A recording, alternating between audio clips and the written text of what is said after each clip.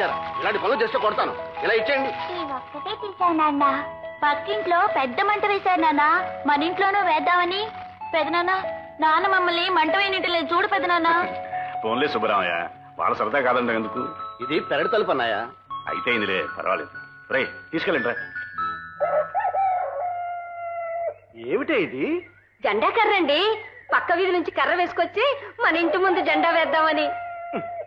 ముగ్గులు, జెండా కర్రలు, బొంగరాలు, ఉరితాళ్లు, పురికొసలు వెయ్యరే. ఈ పక్కింటి వాళ్ళ ముగ్గులు చూడు ఎంత లక్షణంగా ఉన్నాయో. నీ ముగ్గులు టమాటా పళ్ళు, దోసకాయలు, చింతపండు, గోంగూర పచ్చడి, నీ బొంద, మన్ను, మశానువును. ఈసారి పండక్కి మీ నాన్నని ఓ లారీ ముగ్గు పంపిస్తామని చెప్తాను. ముగ్గు కొల్లగా ఆస్తి నుగ్గు అయిపోతాను.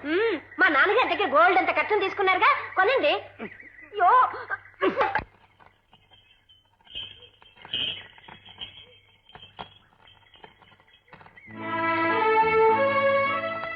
జాగ్రత్త. రామజానికి రా. కులసైన రాలుడు రా. ఎలా ఉన్నావు బాబాయ్? నాకేమమ్మా. ఏమ్మా జానకి, మన రాజా బాగా పొడిగిదిగాడే. 3 నెలల క్రితం చూశాను, ఇంత ఎత్తులేడు. అవును మాయ గారు, ఎదిగే వయసు కదూ. రాజా మీ మరిదిలా ఉండడమ్మా. ఎవరన్నా చూస్తే కొడుకు అనుకుంటారు. లక్షణంగా ఉంటారు చక్కగాను. ఇదిగో మా పిల్లలు ఉన్నారు కోతుల్లో. మరేనమ్మా, నా పిల్లలకి వాళ్ళ నాన్నగారి పోలికలే వచ్చాయి. ఏమిటే? నేను ఆ మాట అదేమంటారా? వద్దు, అక్కడతో ఆపే అన్నది చాలు. ముగ్గు డబ్బాల మొహం నువ్వును. అత్తయ్య, పిల్లలకు తలంట్లు పోసారా? ఇదిగో ఇప్పుడు వస్తానమ్మా. అమ్మో తలంటే.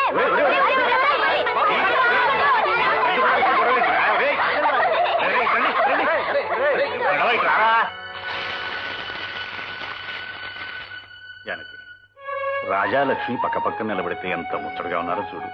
వయసు అలాంటిది బావగారు. లక్ష్మి మావాడి పక్కన నిలబెట్టినా ముచ్చటగానే ఉంటుంది. ఏదమ్మా జరుగు. చూడండి. అయితే ఒక మంచి ముహూర్తం చూడమావ గారు. వాళ్ళిద్దరు పెళ్లి కూడా చేస్తే అక్కా చెల్లెలు ఇద్దరు తోడుకోళ్ళు అవుతారు, ఒకే ఇంట్లో హాయిగా ఉంటారు. ఏమే లక్ష్మి, రాజాబాబుని పెళ్లి చేసుకుంటావా? నర్మయ్, పసిపిల్ల దానికి ఏం తెలుస్తుంది? ఎవరిని చేసుకోమంటే వాళ్ళు చేసుకుంటాను అంటుంది. ఏమ్మా నన్ను చేసుకుంటావా? చీపురు కట్లా ఉన్నావు, నేను చేస్తాను పా. నా తల్లే, ఆ మాట నువ్వు అనగలిగావు, నేను అనలేకపోయానమ్మా.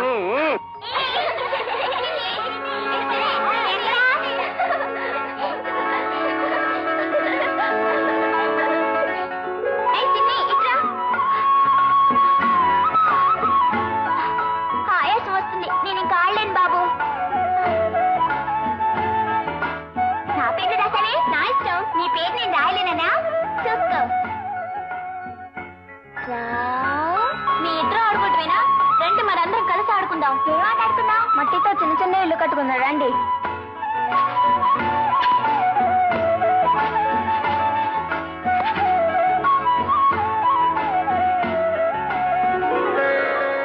ఇక్కడ ఏదో బొమ్మ ఉంది. బొమ్మ కాదు, దేవుడు. ఇక్కడ కూడా ఉంది.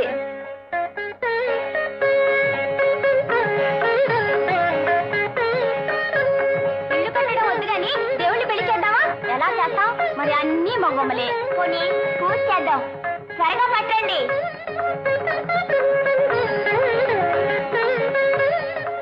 ఆ విగ్రహాలు ఎక్కడే బాబు? ఆ ఊర్లో మాకు మట్టిలో దొరికాయి. విగ్రహాలు దొరికాయి? అవునండి, అక్కడే ఒక చెట్టు కింద పెట్టి అప్పుడే పూజలు కూడా ప్రారంభించేశారట. ఏమిటి, మన సరిహద్దులో దొరికిన విగ్రహాలు వాళ్ళవంటున్నారా? అవును ప్రెసిడెంట్ గారు. పైపిచ్చు వాటి మీద హక్కు వాళ్ళకే ఉందంటున్నారు. మన ఊళ్ళో దొరికిన విగ్రహాల మీద వాళ్ళ హక్కు ఏమిటి? పదండి, తాడో పేడో తేల్చుకుందాం. ఆవేశపడకండి బాబు గారు. విగ్రహాలకు ప్రతిష్ఠ ఎక్కడ జరిగితే అవి ఆ స్థలానికి చెందుతాయి కానీ దొరికిన ఊరికి చెందవు. మీరు ఇలా మాట్లాడడం అన్యాయం బాబు గారు. నిధి నిక్షేపాలు ఎక్కడ దొరికితే అవి ఆ స్థలానికి చెందినట్టు అవుతాయా కావా? మా ఊళ్ళో దొరికిన విగ్రహాలను మేము చేజార్చుకుంటే మా ఊరికి అరిష్టం చుట్టుకుంటుంది. బావగారు, ప్రాణప్రతిష్ఠ జరిగిన విగ్రహాల్ని కదిలించడం మహాపాపం. అటు చూడండి, పూజా పురస్కారాలు కూడా జరిగిపోతున్నాయి. ఇప్పుడు వాటిని ఇక్కడి నుంచి పెకలించి మీ ఊరికి తీసుకెళ్లడం పద్ధతి కాదు. ఆడబతిలేదండి అక్కయ్య గారు. వాటి తీసుకుపోదండి. ముందుకు వేసారా ఊరుకో. మా విగ్రహాలు మేము తీసుకుంటే మధ్యలో మీ అడ్డే ఉంటాయా? తప్పండి.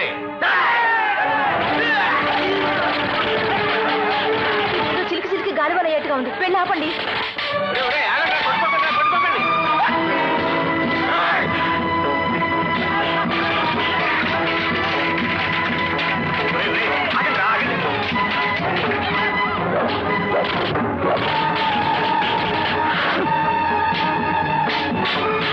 ఏమండి, అక్కడ చావు కొట్టుకుంటున్నారు. పక్కన కూర్చుంటున్నారే, వెళ్ళండి.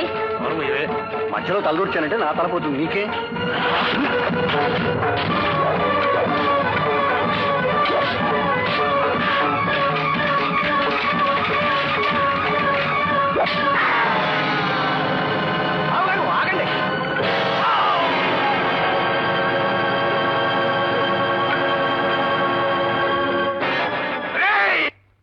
కత్తి వేటు పడింది ఓ వ్యక్తి మీద మాత్రమే కాదు, ఓ వంశం మీద. తన తండ్రిని హరితండ్రి చంపాడన్న కసి చిన్ని రాజాలోను, తన తండ్రిని రాజా అన్న చంపాడన్న కోపం చిన్ని హరిలోనూ బలంగా నాటుకుపోయాయి. ఆ రెండు కుటుంబాల మధ్య సంబంధ బాంధవ్యాలు పూర్తిగా తెగిపోయాయి. రాజా అన్న రంగణ్ణి పోలీసులు ఖైదు చేశారు. కేసు నడిచింది, అతనికి శిక్ష పడింది. ఆ విగ్రహాలు మాకు చెందాలంటే మాకు చెందాలని రాఘవాపురం, రామాపురం ప్రజలు కోర్టుకెక్కారు. ఆ విగ్రహాలు రాఘవాపురం నేలలో బయటపడ్డాయి గనక అవి ఆ ఊరికే చెందాలని కోర్టు తీర్పునిచ్చింది. ఆ తీర్పుకి రామాపురం కుంగిపోగా రాఘవాపురం విజయ గర్వంతో పొంగిపోతూ పండుగ జరుపుకుంటోంది.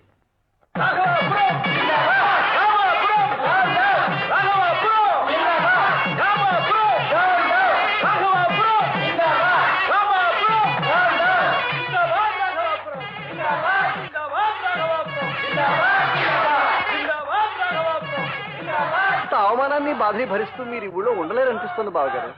ఉండలేము. అలాగని ఎక్కడికి వెళ్ళగలని చెప్పు. నాకు భేషైన ఆలోచన తడుతుంది బావగారు. ఏమిటి? రేపో మర్నాడో మన పిల్లల్ని పట్టం పంపించి చదివించుకోవాలి కదా.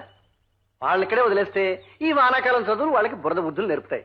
అంచేత మీరు మన సుబ్బరామయ్య పిల్లల్ని అలాగే మానవసుల్ని తీసుకుని పట్నం వెళ్ళి ఓ చిన్న ఇంట్లో చక్కటి కాపురం పెడితే అటు పిల్లలు చదువులు చదువుతాయి, ఇటు మీకు మనశ్శాంతిగానే ఉంటుంది. అవునమ్మా, నేను విన్నానా మాట. సుబ్బరామయ్య గారి పిల్లల్ని, నారాయణ గారి పిల్లల్ని తీసుకుని పెద్ద ఆయన పట్నం వెళ్ళిపోతాట. తాను అక్కడుండి వాళ్ళని చదివిస్తాట. నీకు తెలీదా విషయం? ఎలా తెలుస్తుంది? అల్లుడు జైల్లో పడ్డాడని తెలిసినా కూతుర్ని పలకరించడానికి కూడా రాలేదు ఆ గోవిందయ్య. అంతలా గుండెలేని మనిషి కన్నతండ్రా, కసాయివాడు గాని.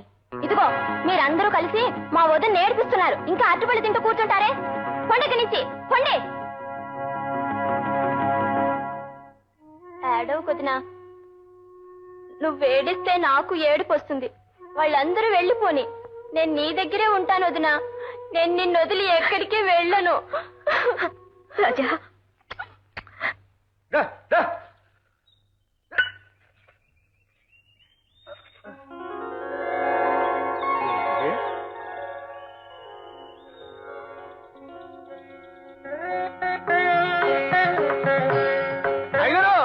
అమ్మ విగ్రహం దొరికింది.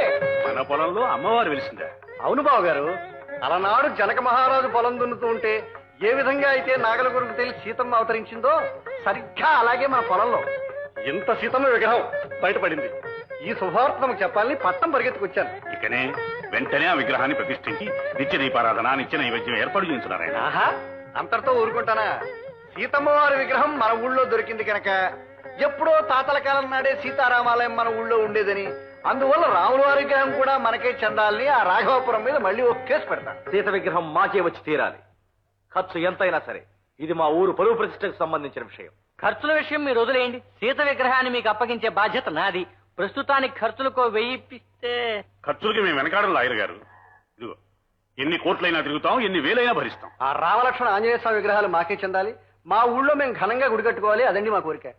ఆ విగ్రహాలు మీకు వచ్చేలా బల్లబుద్ధి మరీ వాదించే పూచి నాది. ఆ విషయం మీరు మర్చిపోండి. వస్తాను. అలాగే.